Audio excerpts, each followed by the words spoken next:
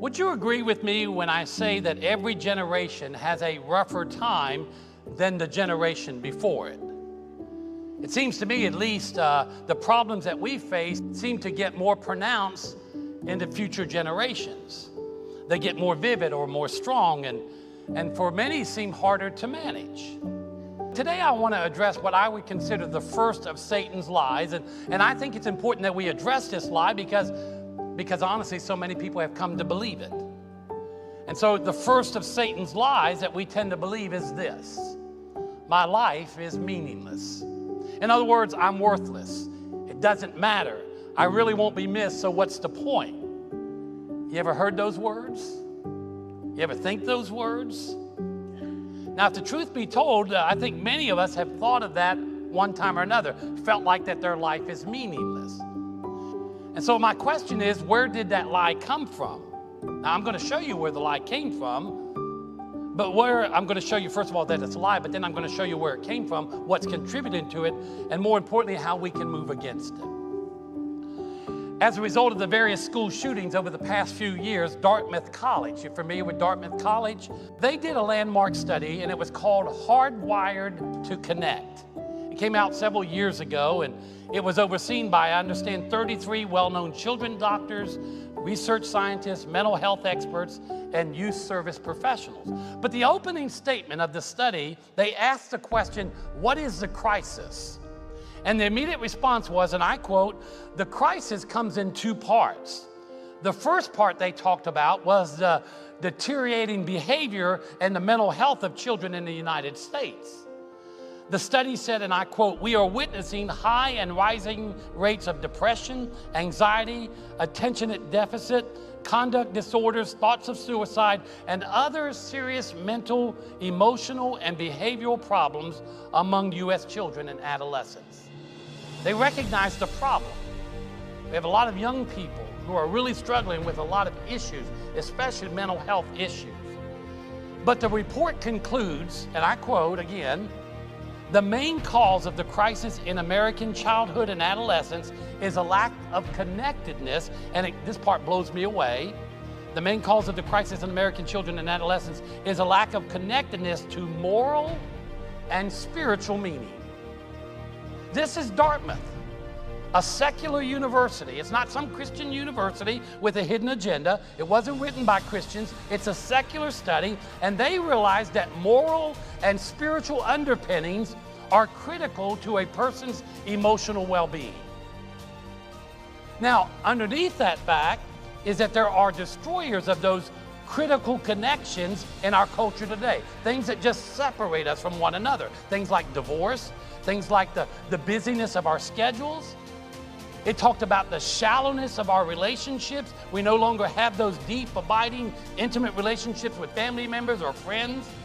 It talked about people having the lack of honesty when it comes to dealing with other people. It even talked about people moving away because their jobs, maybe a different job, or they wanted to move to a different community. But as a result, the article concludes, people are disconnecting from their immediate family, from their extended families, and from even their close friends. And as a result, they said, we can't really have those lifelong connections that are so meaningful in our lives.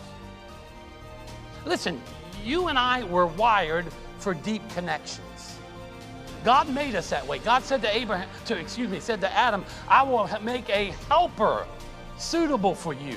And so we've all been wired for those intimate relationships. We were made for community. And because so many of our relationships are not deep, they're not very intimate anymore, it produces a lot of anxiety and a lot of depression in our lives. I understand that between the years 2007 and the year 2017, that 10-year period, the number of people suffering from anxiety and depression has tripled. A 300% increase over the last 10 years. The Journal of the American Medical Association stated this: people in each generation of the 20th century were 3 times more likely to experience depression than people in the previous generations. Added to that, there are actual studies that show that depression can be passed on genetically, which also increases or contributes to those increasing levels. And you think about it, our behaviors contribute to that as well. We just can't shut our brains off. We walk into a room of people and what do we see? Everybody's on their phone. Nobody looks up anymore. Nobody welcomes you. Hey, good to see you. Ooh, move over. Why? Because we're consumed with our phones. We just can't turn it off. And so we struggle every day. There's no more relationships. Why? Because we're consumed by our things. And as a result, again, people disconnect. Whether it's social media, whether it's online gaming, whatever it is, these things contribute to the overwork of the stimulation in those areas of our brain where those hormonal levels are producing things like serotonin and dopamine there. And because our brains are so overworked, they no longer have the ability to produce those things anymore. And we need those chemicals. God created us to produce those chemicals hormonally because they contribute to feelings of peace and joy, which we all need. Now, I'm not going to focus on all the physical aspects of all this. I'm not a doctor. I don't pretend to be one. So I'm going to try to focus on the spiritual problem, if you don't mind. But before I do that, before I move into that part, I want to make sure that you're really clear about something that I believe. I want to be clear that things like anxiety and depression and different types of mental illnesses, those things are real. They're real. There are types of mental health issues that require professional treatment and or medication. And there are traumas such as PTSD, childhood abuse, divorce, grief and loss that need professional help. And folks, I agree with that 100%. We've got to get over this stigma that says, hey, just suck it up, buttercup.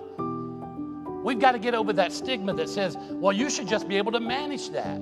Listen to me. If you came to me and while we were talking, a little beeper went off on you and you said, excuse me for a moment, and you went over to a table and you brought out your little insulin kit and you drew a syringe and you gave yourself some insulin, I would instantly know that you're diabetic. And I would not say to you, hey, you don't need that.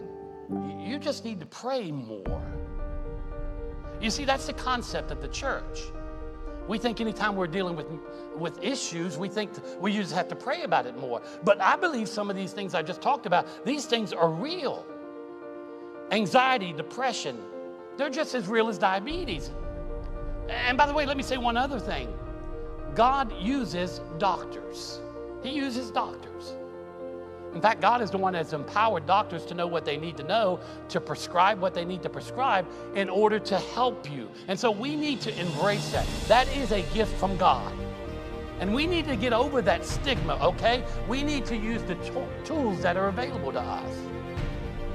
Now, that being said, I do say this, there is a big piece being left out. From Ephesians chapter 6, I want to pick up in verse 10. These are the Apostle Paul's words, and he says this. He says, finally, be strong in the Lord and in his mighty power. Put on the full armor of God so that you can take your stand against what? Against the devil's schemes.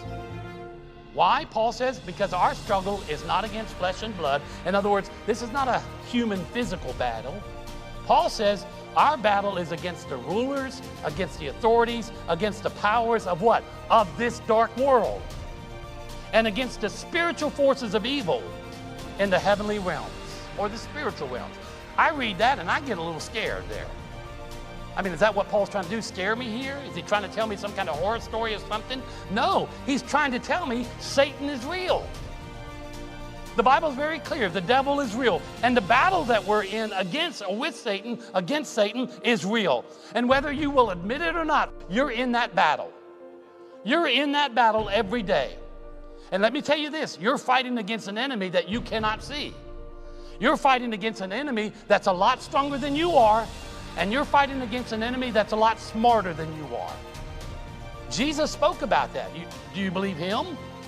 I hope so. This is what Jesus had to say. Look here in John chapter 8, verse 44. Jesus said this. He says, you belong to your father, the devil, and you want to carry out your father's desires. Now let me put this in context. Jesus is speaking to those people that were against him. And he's saying, you're a child of the devil, is what he says. Now, speaking of Satan, Jesus goes on to say, he was a murderer from the beginning, not holding to the truth, for there's no truth in him. when he, speaking of the devil, when he speaks or when he lies, he speaks his native language. Why? Because he's a liar and he's the father of lies. So what does Jesus teach us about Satan, the devil? He teaches us, number one, he's a liar. Number two, he's a murderer. He will try to take your life, and he will either try to take it all at once, or he will try to take it one piece at a time. Now you're asking, well, how does he do that? Well, you know how he does it. I don't need to preach this to you, but if not, let me remind you, Satan creates a culture. He creates a culture of darkness. He creates a culture of death, and he does it with lies. So understand, Satan creates a culture of darkness and death with his lies. And he partners with our culture. And that's where we get this lie from, that our life is meaningless. That's where that comes from. Now, it comes from us from all different angles. I don't have time to talk about all the different angles, but I will hit a few of them. Number one, I think he targets us through our educational system, academics, more specifically science, or at least certain kinds of sciences. Let me illustrate what I mean. I would dare to say that nearly every one of us were a product of our public school system. I know some of you may have been fortunate to go to private school, some of you may have been homeschooled, but for the majority of us, we were all raised in the public school system. And as a result of that, we were taught that we were the product of evolution, were we not? I'm not saying you believed it, I'm just saying you were taught that. You were taught that this world is billions of years old. You were taught about natural selection, survival of the fittest, Darwinism. These are the things that you were taught. And ultimately, if you were to boil all of that down and get to the bottom of the pot, you would boil it all down, this is what you would come to the conclusion. I am a product of randomness. That's what evolution teaches. You're a coincidence. The reason that you exist is that certain things came together over this long period of time. Basically, you're an accident. So you're nothing special. You're nothing important. And when you compare yourself to the vastness of this universe, you're even more insignificant than that. Because there's no such thing in that world, the academic world, there's no such thing as the spiritual realm. And it's silly for you to think that you have some kind of enemy against you. But do you know who loves that?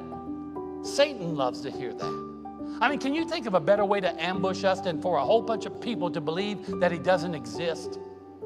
Think about all the things that he gets away with because we won't subscribe to this spiritual realm and there's an evil force battling for our soul. And so when we do deal with spiritual matters, this is what we hear. I know you hear it because I hear it too. This is just my own voice in my head. This is not the Spirit convicting me. This is my own self just wrestling with that. There's no sense to this. Listen, there's nothing after you die. When you die, that's it. That's over with. You're just buried in the background. Or you're in pain. Well, just end your pain. It doesn't matter because you don't matter. These are the lies that Satan is telling us. These are the lies that we're hearing every day. Satan lies to us about who we are. He lies to us about the consequences of our behavior. Satan tells us, and the world tells us today, there is no such thing as moral absolutes. There's no such thing as right or wrong anymore. You know where right and wrong comes from. You know where laws and morality come from. It's just people getting together and deciding for themselves what's right and what's wrong. There's no absolutes today. That's what Satan tells us. That's the lie we're hearing.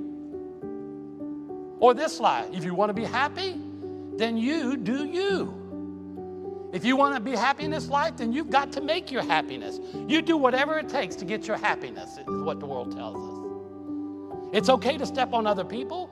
That's not right or wrong. Man has determined that. It's all about you feeling better. It's all about you feeling good about yourself. And so if you want to bully somebody, you go ahead and bully somebody. If you want to write an ugly post on social media so you can get all the likes that you want, then you go ahead and do that. That's Satan's lie. If you want to have sex with somebody else, if that's what makes you feel good, then you just go ahead and do that. If you get pregnant or if you cause a pregnancy, then just abort it. After all, that little baby is just going to get in the way of your happiness. And after all, it's your future. It's your happiness that's most important. That's Satan's lies. And the world has bought into that. Satan lies about the nature of who we are. People are just like animals. We're just animals, they say. We're part of the animal kingdom. Oh, we may be a little smarter than they are. We may have evolved a little bit more than they are, but we're all just animals.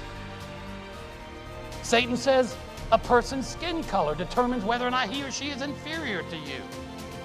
Big lie. And on it goes. Listen to me. I'm going to say this slowly. We live in a culture of darkness and death that's filled with lies. That's the world that we live in. We believe those lies. Now, here's the good news.